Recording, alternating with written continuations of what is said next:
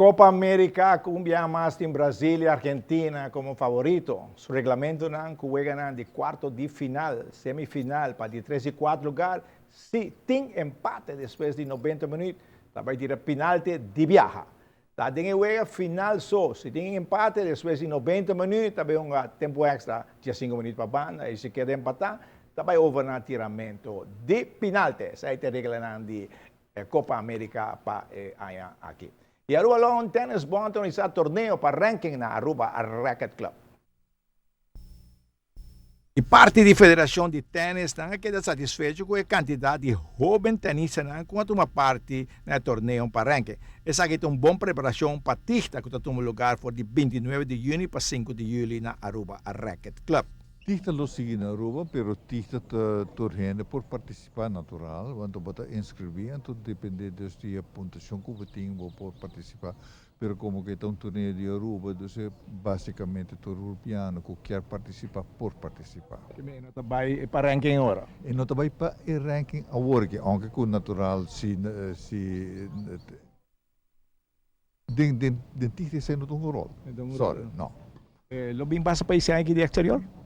Mi não weet a lista ainda. Sei dus me deve Pero normal que tem vários países que chegam no último. No último também sim, normalmente dus nós temos acogida e o único costa que mi não weet a lista sinaleu. E nós muitas vezes já não conseguimos.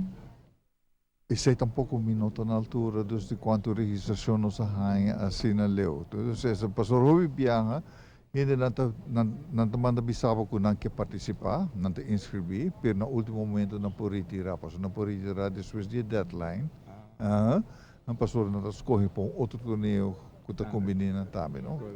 E fecha exato de Tista? E fecha exato de Tista é começa dia 29 de junho e acaba para 5 ou 6. Semana de tênis completo. Ja, completo sim. Mas como dizer, nós não trabalhamos aqui? Não, nós trabalhamos aqui. Nós temos problema para nós formar time feminino. Esse é o nosso problema no momento aqui. Pero tem outro problema financeiro também, que a dificuldade é nossa participação.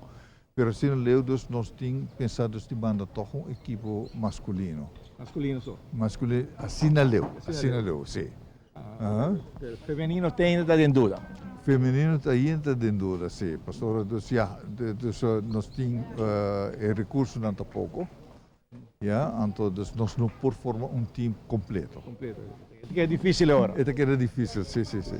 O torneio que mais está contente com o interesse que vai mostrar de jovem tenista, não? Não, aqui não é fantástico. Nós temos 48 participações.